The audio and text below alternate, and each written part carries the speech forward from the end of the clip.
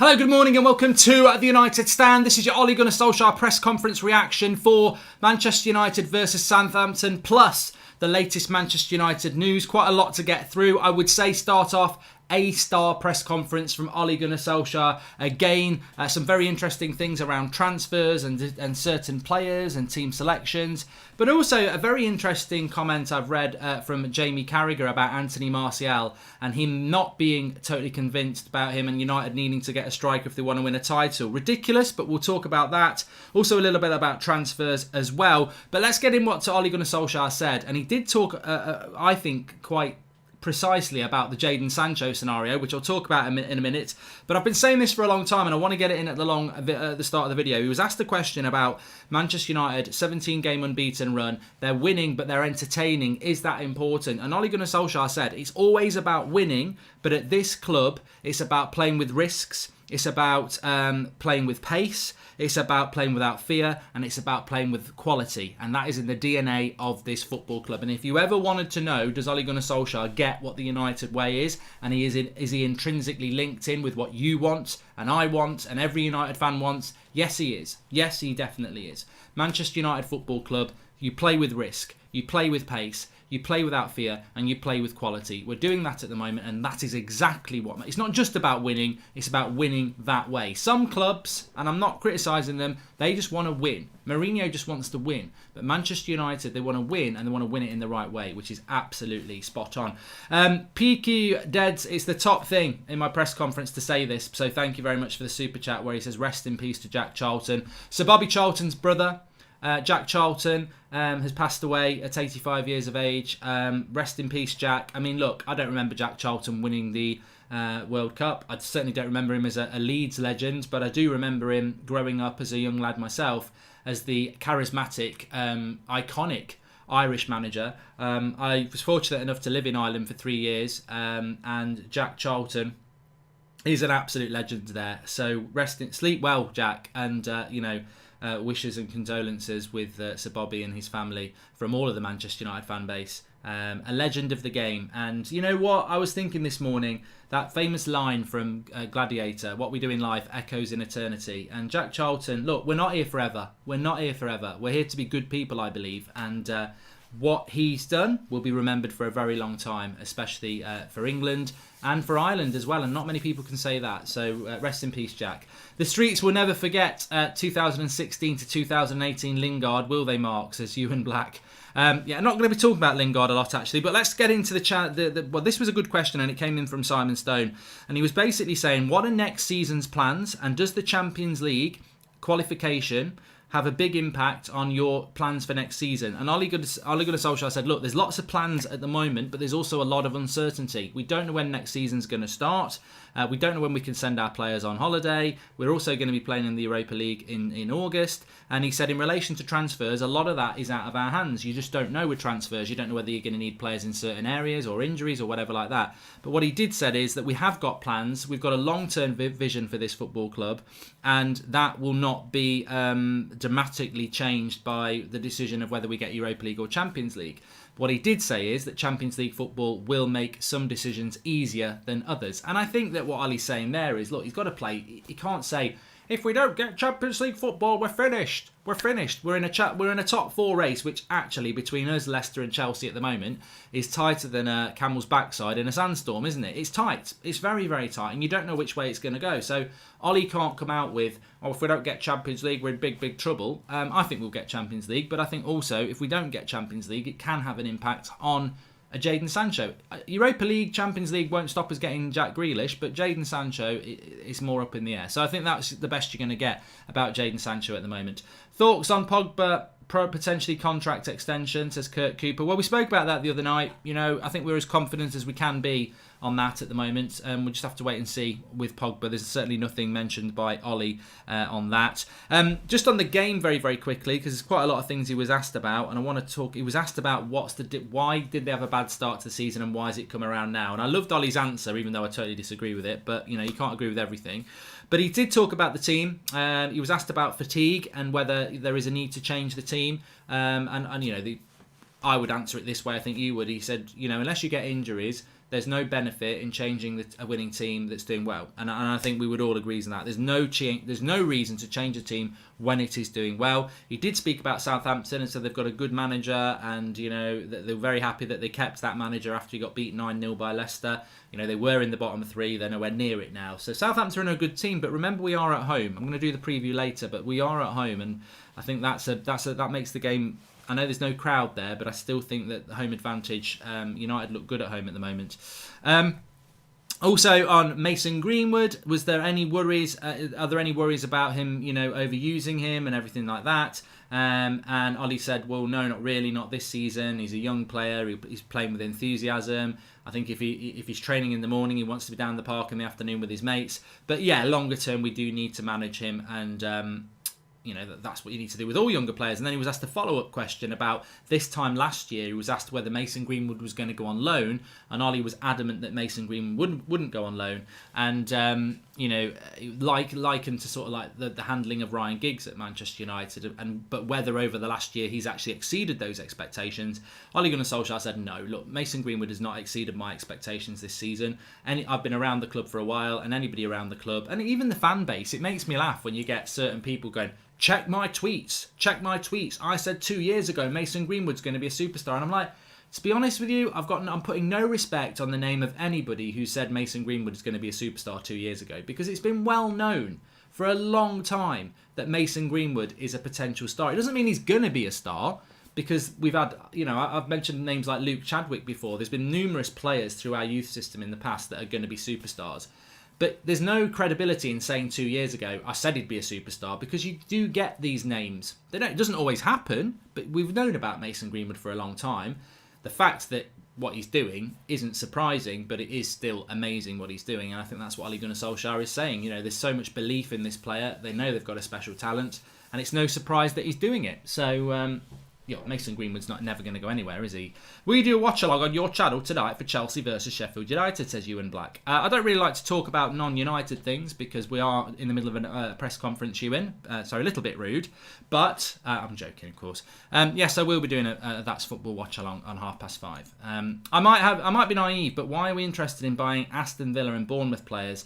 Relegation players, says Sisonic. And Mark, as you are an advocate of Luke Shaw, list him in these left-backs in quality of order. Albiston, Heinze, Evra, Neville, Dennis Irwin. Where would you rate him? Says Brits Abroad. God, people are chucking some weird questions in the middle of a press conference. I mean, I'd have to really think about that, but I certainly think that he's nowhere near Irwin, and he's not as good as Evra. But I'd put him ahead of someone like Heinze and Phil Neville at left back. Yeah, I mean, Phil Neville was a decent fullback, but I don't think he was better than Luke Shaw at left back, because basically he was a right back at left back. Phil Neville, but unlike Dennis Irwin, who was, he could play right or left back. I think that Luke Shaw was better than Phil Neville and Gabriel Heinze, in my opinion. Chiesa and Chilwell, each 60 million. Your thoughts all over the net that the deal is done, says Wayne Rooney. If we sign Ben Chilwell, I'll cry. I will absolutely cry. And Leicester fans will cry tears of happiness, because he isn't good. He's a hyped up player. He's a hyped up English player. Ben Chilwell is not good defensively. He's crap defensively. He's good going forward, but defensively he's useless. Most Leicester City fans want Chilwell to go for 60 million because they'll know they'll buy somebody from the Championship for 20 who will be better than him defensively, and they've got 40 million to spend. So I don't want Chilwell. Let Chelsea make that mistake. Hi Mark, do you think if we bring Sancho... And look, what I must just say is I ain't digging out Ben Chilwell here. He's a very, very good player, but he's not what I want at Man United. Defensively, I like fullbacks who can get forward, and I think it's very important. But your job is to lock down that side, and it terrifies me that if you buy Ben Chilwell and then you go and play someone like Mahrez or Salah or something like that, or even Adama Traore, it's going to tear him apart. And you don't want that. You want what we United have got. We've got two fullbacks at the moment who don't get beaten very often. And that's what you want. Dylan Elliott says, hi Mark, do you think if we bring Sancho in, Rashford's place would be the one in jeopardy given recent form? Greenwood is hard to drop at the moment. Next season's next season. We need to sign Sancho. It's as simple as that. And then you deal with form and injury a little bit later on there. Stefan says, I don't see all the hype around Chilwell either. I mean, he scored a banging goal against Watford, and going forward, he's a very good player. But defensively, I'm telling you. Is Matic a title-winning holding midfielder, says Pratik? Well, he's already done it. The answer's there. The only problem with Matic is loss of form and age. Is he still a title-winning centre defensive midfielder at 31? We'll find out. But we're not a title-winning side at the moment either. Ollie was also asked about this up and down season, and what is the reason for that. Now, I liked Ollie's answer, and I'm going to give you Ollie's answer, but I also want you to think. Why is Manchester United's season started badly and then in January everything's gone really well? So Ollie said, we had a great start to the season, we played some great football and we beat Chelsea 4-0. Then we had a bit of a drop-off, but the players stuck to the task, they trusted the coaching staff, and now the results are coming, but we've got to keep working, don't believe the hype. Just like you don't believe the hype when you're not doing when you're doing badly, you don't believe the criticism, don't believe all the positivity when you're doing well. I don't necessarily agree with that. I think that in any area of life, especially when you're in the entertainment business, if you're being criticised, I think you should take it on. Don't take it to heart, but you should take it on if it's constructive.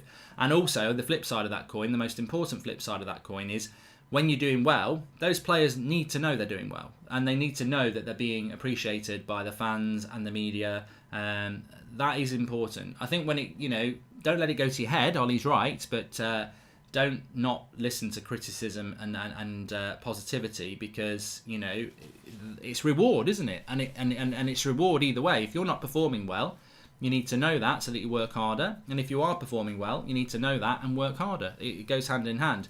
But what Ollie was basically saying is that the reason for the up and down season is, had a bit of a bad start, but we've kept working hard and we've got to where we are.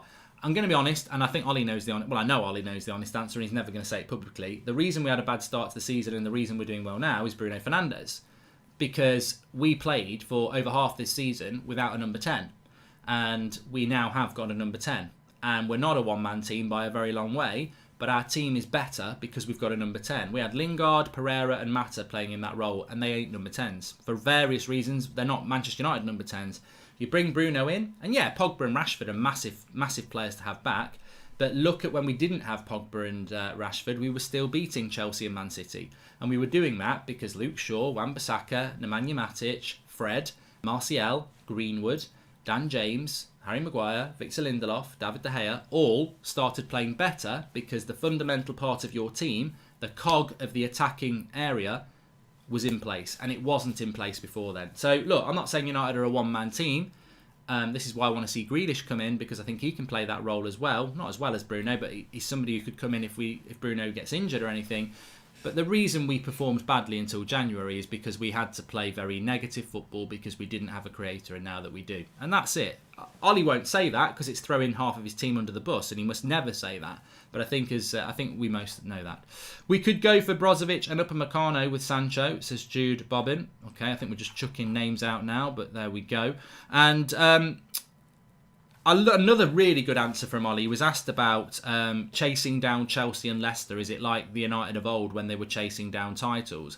And Ollie said, well, no, because there's no trophies involved. But we need to keep pushing the culture at the club. And this is what he's on about. And I actually think this is a Poundland version of a title race. I understand what the question was there. And I loved Ollie's answer saying, well, no, this is not like chasing down titles because we haven't got a trophy to chase. But Ollie will know, like the players will feel it, and the coaching staff will know, and we know as fans, that this chase of Leicester and Chelsea, if it comes off, is something that goes into the psyche of this football team as they're building a team that hopefully can win major trophies. Because Ollie, when the season ends, can go to these players and say, look, we came back from this lockdown, nobody gave us a chance of catching Leicester, and we had an okay chance of catching Chelsea. But Chelsea haven't really dropped loads of points. Yeah, they lost to West Ham, but they've beaten Man City.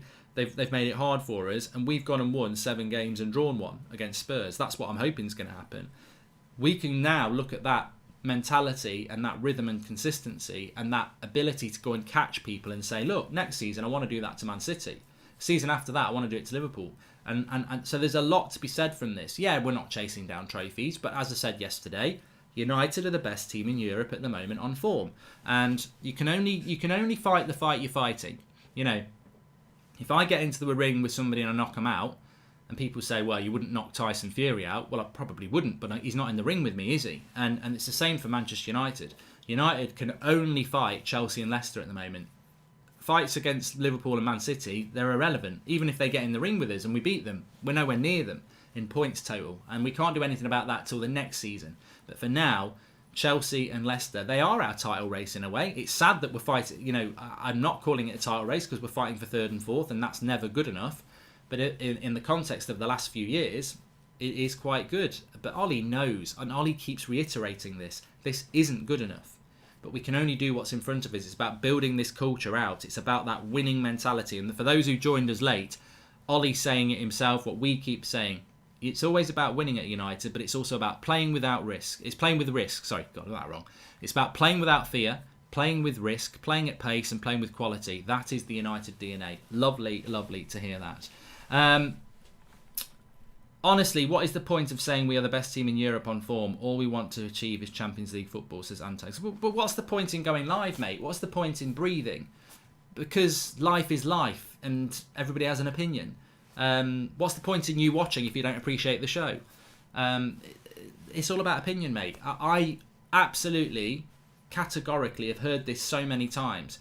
Oh, they're the form team in the world at the moment. They're the best team in the world at the moment. Oh, they're the best team in England at the moment. They're the best team in Europe at the moment. Of course, it doesn't mean you're winning a bloody title, but I just think some certain factions within our fan base are very, very, very bad at being positive.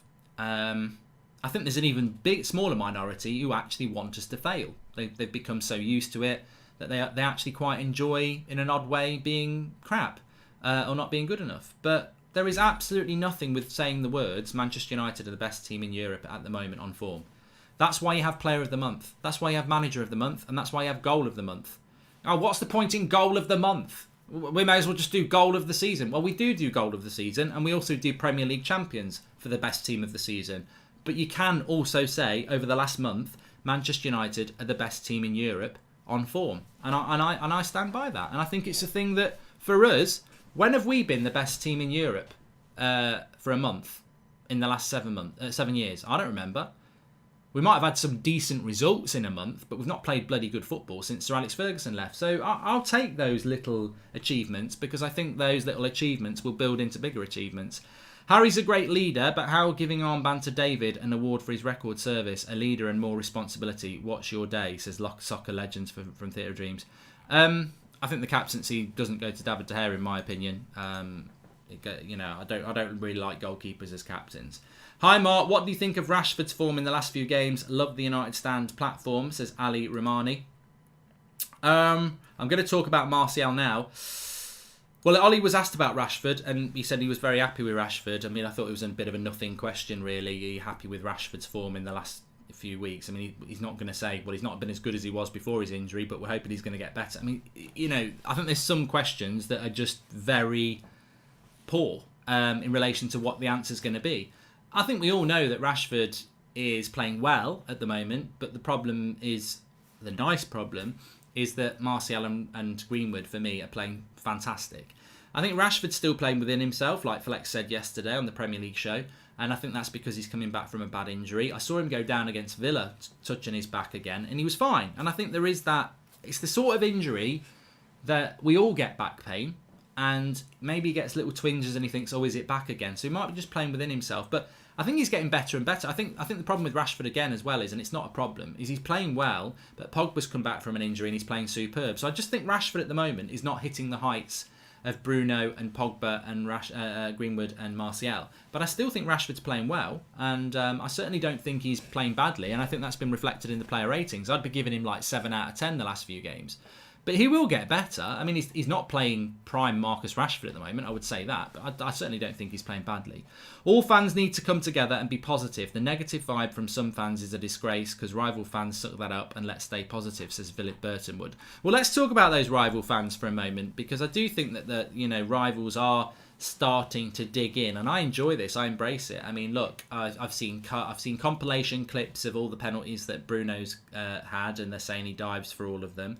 I've seen him called a stat padding penalty merchant. We've seen this comment from Jamie Carragher saying that Manchester United need a world-class striker. I'm yet to be convinced that Anthony Marcial is the man to fire them to the title. And I'm very surprised by this. And look, you know what? Certain things do get said in the media to create clicks. And I don't think people like Jamie Carragher are averse to doing things like that.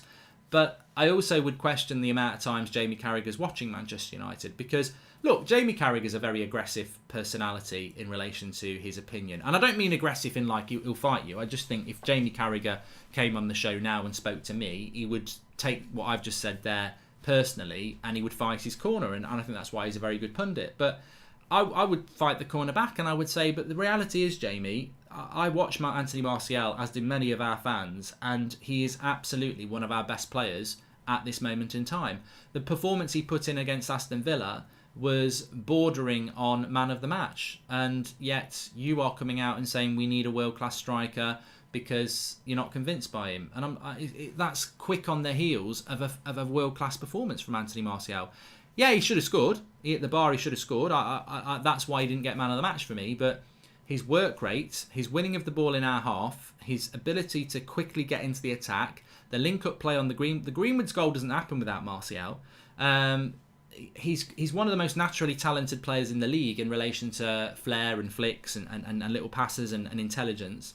And he has scored quite a few goals for us this season in a team that wasn't producing much. So I'm surprised by Carragher's comments, especially when, as a Liverpool fan, he's just seen his side win a title for the first time in 30 years.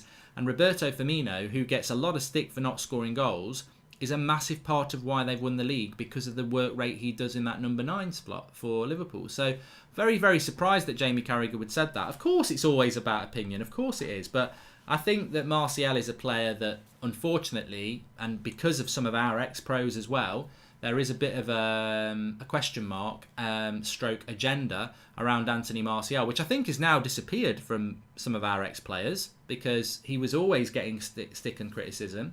But I always felt that stick and criticism was unfair. It's a bit like what I said about Luke Shaw last night, where these people who don't like Luke Shaw are now saying, yeah, but look, he's changed his game in the last few weeks. Well, he hasn't changed his game. Luke Shaw's game is exactly the same as it was for last season, this season, last 6 months. Luke Shaw's playing the same way he's always played, but the agenda is having to change because he's still playing well. And I think it's the same with Marcial. People are saying, well, I've seen people on Twitter saying it about Marcial. I always thought there was a good player in there, but now he's doing the things I wanted him to do. He's always done it. That's why us Marcial fans were always frustrated because people were calling him lazy and he's not. He's always been this player. It's just that people are having to change their opinions around now. So, look, I was disappointed with Carragher coming out like that because although he's an ex-Scouser and is a Scouser, I don't think he's analysing the game properly there to say that because we can win a title with Anthony Marcial. He will score 20 Premier League goals next season. What has he got at the moment? 15? Well, he missed about 6 weeks with an injury. He played 6 months without Bruno. He will get 20 Premier League goals next season. And as a Premier League striker, that's fine. And also, what people don't get about Anthony Marcial is it's the work that he does for Greenwood, for Rashford, for Bruno. They're all scoring. We're scoring more than 3 goals. We're scoring 3 goals a game at the moment. And Marcial, as I've said before, he doesn't get that many chances. He had 2 against Villa, but he had no chances against Brighton and Bournemouth, even though we scored 8 goals in those games. His goal was individual brilliance, but actually creating chances for Marcial. The way we play is a bit like, it's different to Liverpool, but it's the same. We don't actually create loads of chances for our number 9 because our number 9 does a lot of work to create the space for the others. So we're scoring a lot of goals from the edge of the box. Juve swap deal, Ramsey and Rabiot for Pogba. Big no, says Wayne Rooney. Pogba's not going to go. Greenwood got all the haters. Arsenal fans I see hating. I love it, says Ali Romani. And if Firmino can play as centre forward for Liverpool, then there is no question about Marcial. Marcial is a lot better than Firmino. Not that he isn't good, but overall Marcial is much better. Well, I think that's right. And look, I'm not going to say Firmino's worse than Marcial or Marcial's better than Firmino. That's not the point. The point is to understand the role that these players play. Make sure you smash a like on the video if you're watching, and subscribe if you are new. As John McDonald says, keep hitting the like button. It's the best Manchester United fan channel. Thank you, John, for your comment there. Ben Chilwell transfer. I don't want it. I've spoke about it. I don't rate Chilwell. I just don't. And I think people who do rate Chilwell don't watch Chilwell because speak to Leicester fans. They can't wait to get the 60 million for him because very good left back going forward. Defensively, not that good. So for me, I just think it's a hyped up signing, let's get Chilwell. Let Chelsea do it. Realistically, Mark, don't you think that most of us are just hyping the team up, considering if we lose to Southampton, most fans will say it's not good enough, says Curtis Walton. I do think we're on thin ice, but we're playing fantastically well. I don't think we're hyping the team up. This is the best we've played for 7 years. And it's probably the most significant run we've had for 7 years. Even Ollie's first 3 months, we didn't play this well. So to be happy and positive about it is fine. I think also to be wary that we're one slip away from it all coming crumbling down, because we won't get top 4 if we lose a game. We won't. We won't get top 4 if we lose a game out of the next 4. So we've got to be a bit careful. But I think also we should also be positive. When they talk about Firmino, they say he does the work off the ball, so his goal count doesn't matter. But with Marcial, they say he doesn't score enough when he does the same work as Firmino off the ball, says Aditya. Spot on. Rachel Speck says, I think most of the problem for our entire front three in the past was the lack of creativity in the midfield. Fernandes has added that creativity and help for Pogba that we desperately need. And Brits Abroad says, Carragher said he doesn't watch United, so how would he know anything about Marcial? Well, I don't watch Liverpool, so I would be surprised, in fairness to Jamie Carragher, I would be very surprised if he watches Man United play more than when he's been paid to do it by Sky, because I don't watch Liverpool.